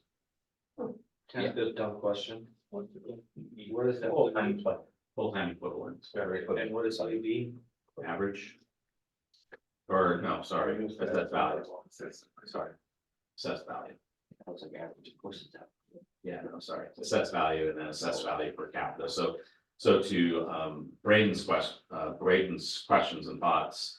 I heard him mention population, assessed value, average, assessed value per capita. And then I've heard others talk about budget and FTEs, so there's sort of a thought circulating amongst us right now to use the current comparable counties and add Kittitas and Walla Walla. I think I'd agree with that, For a total of 9. because it's just gonna give you the average. And if the reason for taking out Skagit and what was the other one? Yeah, so the other, Cal is because they were higher, the other thing that I would point out and these is, are more towards the middle or lower range, so then that's just gonna even out the Yeah. average. so when we, and this is an HR thing, I'll say that because Mary's not here, right? Is that some of the, a lot of times the numbers that we're talking about are median, which is statistically a bit different than average, right? So median is what number falls in the middle of the range that we're looking at. Whereas average would take those numbers and average them out, right, and add them up and divide by the number 9 if we add 2. So median, when I used the April poster. proposed list, and removed, sorry, when I used the proposed list and just removed the new counties, Kittitas and Walla Walla, the median stayed the same. Right, it doesn't change. Yeah. So I think whether we're using 7 or 9, we're probably gonna see a median that's gonna be basically the same, and if we're basing that off of the information that's on page 1, and the median's not gonna fluctuate a whole lot, I think that we could go either way myself with either the current 7 or the current 7 plus Kittitas and Walla Walla. Mary Jo, you started us on this conversation about the current comparable counties. How does that feel for you if we were just add the 2? We can add the 2, it's more work for Mary, I don't think it's gonna change the outcome. It's just gonna average it more, but, I still like the idea of sticking with what we have until there's some kind of an official thing from whoever out there. It's gonna decide what the comps are, but right now the comps are what we're using, what's been used historically, what has been used to establish some of this, other than the court stuff. So, so what I'm hearing is that, or I'm not hearing anybody objecting to that thought that we use the current 7 and add Kittitas and Walla Walla. Is that, Agreed. I would like to propose that motion of. let's let a motion rip. Excuse me, And a second. adding the 2. I'll second that. Matt or Braden, any further discussion or questions on that? So we're talking about the current 7 plus Kittitas and Walla Walla. It's I don't see how to hurt. Oh, sorry. will the group on this one. So it was Leland and Devin. Mm-hmm. Motion. Second. Leland and Devin. Billy or Lee? Either way. All right, go. Call me Lee. All I right, don't- if there's no further questions, all in favor of that as a comparable counties, say aye. Anybody opposed? That was 17. Braden, I think it was I. Braden, were you? Braden was that. I'm aye. Yeah. Yeah, I said aye. Yep. Aye. And just to clarify, to Jan's point, this is not necessarily what we're using, but if we were to look at comparable counties, this is the how we're gonna get to those numbers. Yes. Starting point. All else. It's a good starting point. Can I ask a question? Yeah. Why, use median over mean in this situation? Ooh, What's, we didn't explain the difference between the two. well, I know the difference between the two. No, yeah, go ahead. and But explain that I'm- for I'm- everybody else. But my question is why one or the other? Go ahead and explain the difference between the two and then we're. So mean is an average, you know, if you take all these numbers and you add them all up and you divide by how many seven that they're here, you'll get an average, a mean. And then a median is whatever the middle number is between. So my question again, I guess, is why one or the over the other? Because that's why the way Mary presented it. It is typical for HR compensation for salary ranges and that I see as opposed to averaging. To use median. If that's typical, what's typically done in the past? Next question. Okay, other questions? So we're coming up on 8 minutes to go for this evening's session. I don't think that we're gonna have a chance to review position by position. But I would add this, that when we do get to that point, we have 3 meetings remaining. Before the 1st of May. Is that I would like to suspend any conversations regarding the sheriff's salary. Or the Board of County Commissioners salary until we've dealt with the others first. The reason I'm suggesting that is because the sheriff's salary obviously has gotten everybody's attention, not just those of us in this around the state, but elsewhere because it's the highest. Right, the highest and the lowest are gonna draw attention, right? And secondly, the Board of County Commissioners is probably likewise also the others. If you look across all the counties, once one is set, all the rest are set. It's a good way for us to practice. The question, since we're talking about comparables, Jan, you brought this up earlier, is that we do not have information. I don't understand why some counties, I can speculate, but I don't understand why some counties have chosen to pay elected officials' salaries as a percentage of Superior Court judges, other than that judge salary is set by somebody else other than within those counties, 1 and 2. I don't know how they determine 45.5% or 60% or 35%. You see those different numbers. Mark, do you have any insights as to where that thought process by?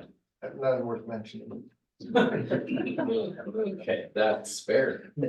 So, It's a good answer. does anybody else have any I thoughts have, on? well, I do know that in the world of HR, there are all these agencies that have services that will look at what you do versus what you do and decide that, you know, your job that requires X more skills, or they have all sorts of criteria they use and come up with percentages, assuming that somewhere along the line, somebody did that, right?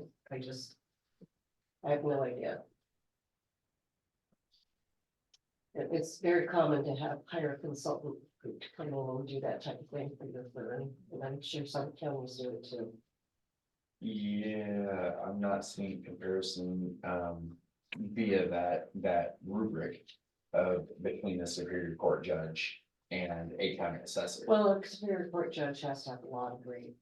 They have to go through the training to be a judge and pass that and be appointed, and I think that they're probably, I think if you hold the compensation thing on that, you probably see how they've outlined it, and that, yeah, I think that it's probably a little bit, there is probably some changes there. Okay, so The question still remains though, how did they come up with 45%? Well, I'm versus assuming they use, 35%, like I said, I'm or assuming they 60%, use one of or those, 50%? just where they put a Yeah. bunch of numbers in the chart. So since roughly half of the counties on our list, I think, Bounty County, are using that method. Mhm. And the other half are not. If we use the comparable counties, would we be comfortable that we're getting a little of both methods, Mhm. in setting those marks? So what I would feel comfortable adding is that the Supreme Court justices' salaries are set by a salary commission, much like yourself, so we have the state salary commission. I would imagine that when a county tied their commissioners to that salary, they tied it to a percentage that would equate to right around where the commissioners were making at the time.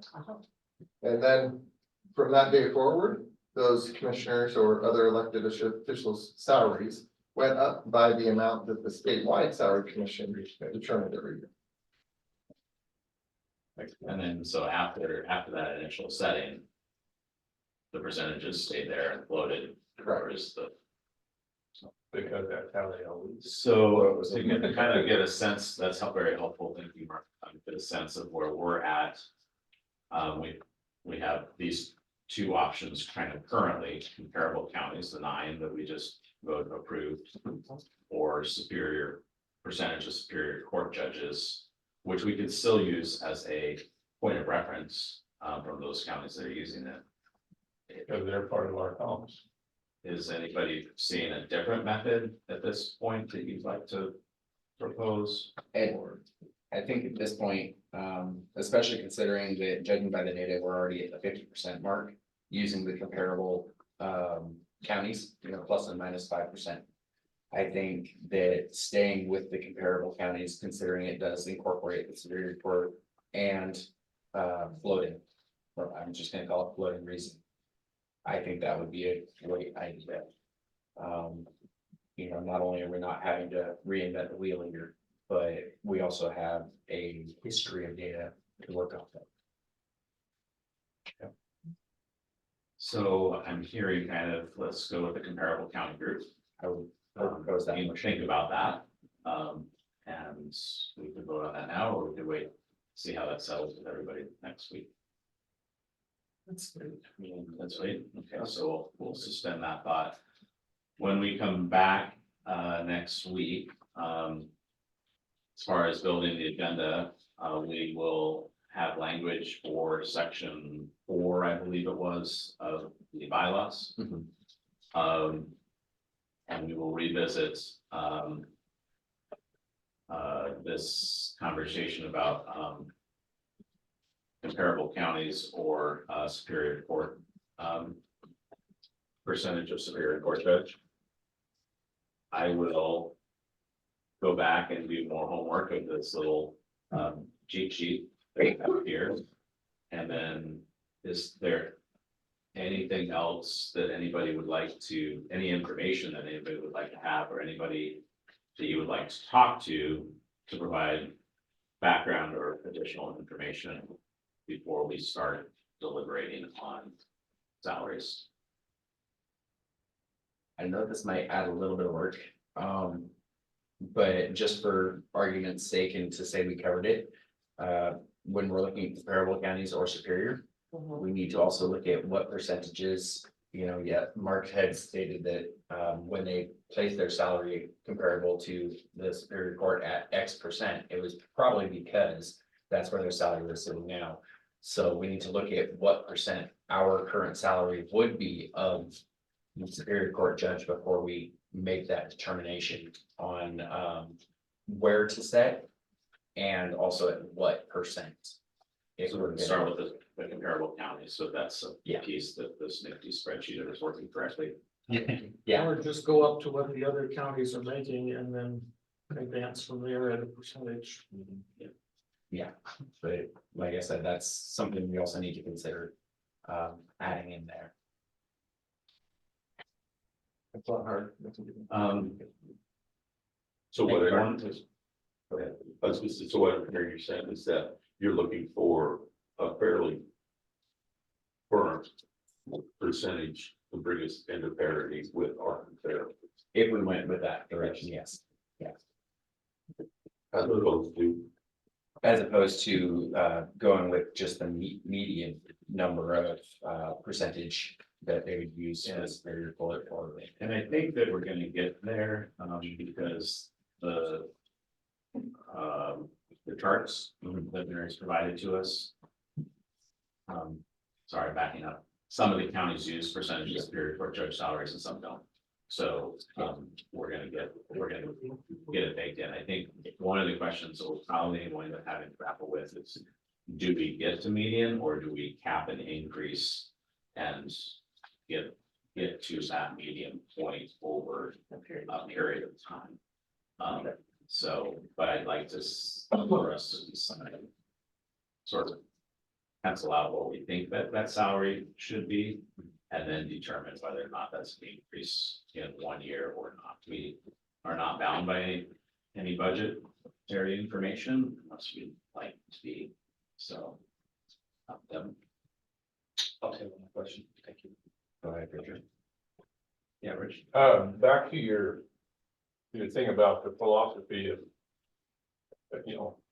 Yeah. the things that we're considering when we're doing all this. At the end of the day, you want people, as you said, to want to fill these positions. We want it to be lucrative for them. We want to attract the right kind of people that are qualified and are here for the right reasons and feel like they're being properly compensated for what they're doing. So, I mean, is it out of line to consider hearing from the people that we're actually affecting when we do this? Like the auditor himself and I mean, I don't know anybody that you ask that isn't gonna say they'd like to make more money. But, at the end of the day, is it realistic what they're being paid, or do they feel, there's legitimate reasons why they should be making more money? The coroner should be paid more than the auditor or for whatever, it wouldn't be a bad thing to actually hear So you'd like to hear the from them what they feel. We can do that. We could do that in one of two ways. We could do that by having them come in and talk to us, or we could put together a question, have them respond to the question. It was we talked about on the first, the commissioner talked about it the first time, that they would be more than happy to get, or they will try to get each and every person to come in and talk to us. That's already been discussed. That they would come in and talk to us, that, Oh, yes, so Commissioner Netherland and Auditor Gunkel both Yes. said they would be willing to come in, I don't know. no, the person, each person, whether it be Oh. the assessor or whether it be somebody that comes, The sheriff or the coroner. Yeah, right. whoever. And I think that was to clarify what their duties are. and, Yeah. What the duties Yes. is. yes. That's also in some of the material that we got this week too. that Well, this explains is- each one. This is true, but okay, I'm trying to remember which sheriff it was. He started with his breakfast in the morning. I mean, he was going. With the boots on, he was starting at 6 o'clock in the morning and he's going all day. So I think it's fair that we have got each, person come in and talk to us about what he is, why he feels that he is valued. Mhm. Well, for instance, you've got, I'll just use the coroner for an example, because he's gotta have some medical Yeah. training Mhm. and so forth, right? And then you've got the clerk, I think they just have to get elected. really, Yeah. They don't need to- It's No, a requirement, but they No don't. requirements. okay. You don't have to have a For all the background. elected officials, there Okay. are no. Well, requirements. anyway, Yeah. using that as an example, that, one job may be a little bit different than the others, Yeah, oh, yeah. but they've got them all the same salary. Even So, between the commissioners, some of the commissioners all determine their own pace and right, Yeah. what they So- do. Mhm. one job might not be comparable to the other, is what I'm saying, at the end of the day, but they're all the same. I do As far think, as- I do think that if we, do that, we're gonna think about meeting twice a week, because that's a lot of people coming in and talking to us, so. I'm not opposed to it, I just. So there's two options and we're just over our time.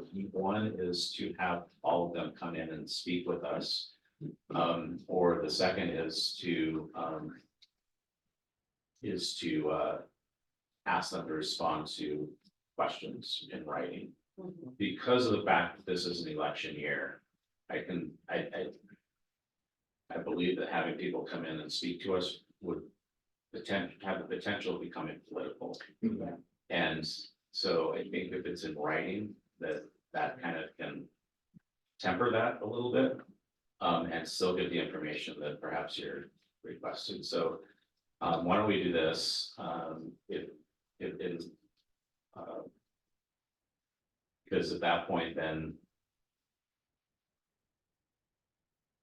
Yeah, so is it all right if I put together a question based on this conversation? And either circulate that or bring that back next meeting to see if that question satisfies. I'm concerned that if we if we don't get that question going soon, that it's going to be 2 weeks out and we have three meetings before May 1st. Going a long time. I agree. I was gonna say, if we don't get in writing format, if we don't use that, then we're not going to have time with everybody's schedules to do an interview style format. Or, you know, review board style format in that regard. I don't care, but I agree. Unfortunately, at a later date, we can definitely schedule out those meetings because of our firm May 1st deadline. I think doing a questionnaire initially would be the better bet, and then possibly reviewing with an in-person. Is it time constraints or something? So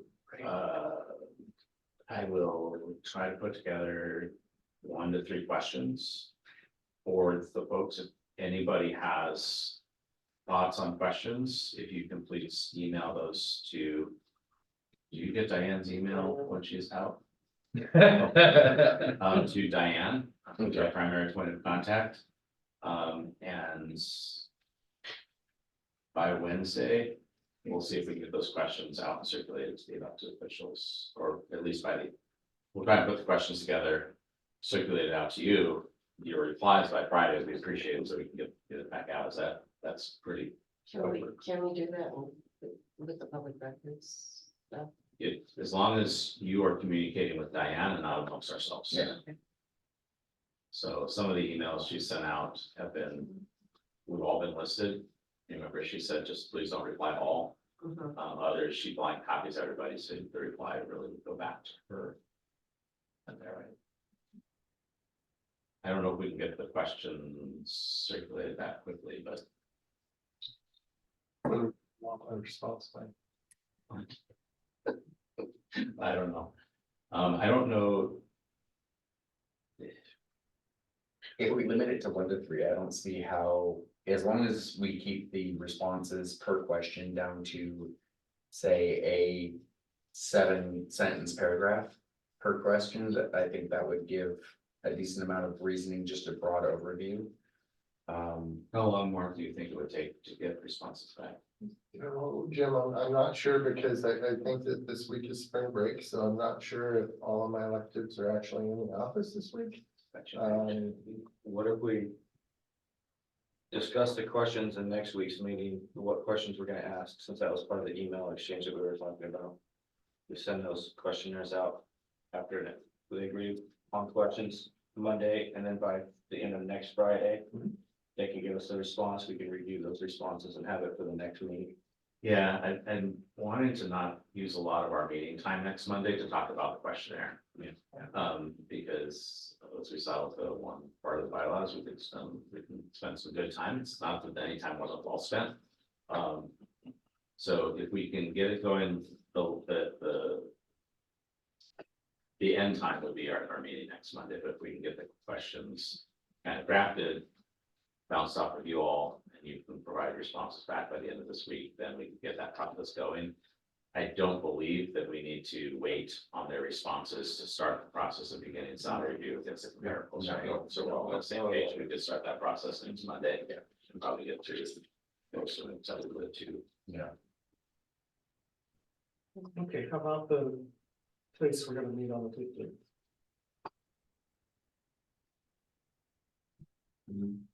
Commission chambers are not available. Oh. Thanks, Just getting us back. so, yeah, thanks, so, there is a planning commission meeting in the chambers here, and I think Diane said next door, but I don't know what she means by that. How about meeting on HR. Tuesday? So we call it building 9, so it's the next building right down the road here, before you get to. What about the Alden? 16th? Oh, where the health department is. No, it's actually right next to our building Oh, here. it's right next to Yeah, it looks like an old house. There's a Okay. conference room, Okay. on the back side of it that we can access. So we have a location to meet, We'll give you an it's right address. next door, and maintain that 15th Monday. Okay, building 9. So we'll do building 9 for the 15th. Okay. Alright, Okay. All right, I move to adjourn. soon as we say, it, I think we're good. yeah, I think we're good. Okay, thank you, everybody. Yes, okay. No, we don't, I think we just adjourned. yeah, I think it's that one. We're good. That's. We have a I am correct, we need. Oh, okay. Usually we make usually an individual on the commission will make a motion, somebody seconds to adjourn and then. Alright, well, she made the motion. Or you I'll want to say it? second it. I made it. All right, but Brett seconded, all in favor? Aye. Alright, there we go. Thank you. Good to see everybody. Two eyes from the. Thanks, guys. TV crew from Mark. Thank you. Absolutely. Hopefully they can answer.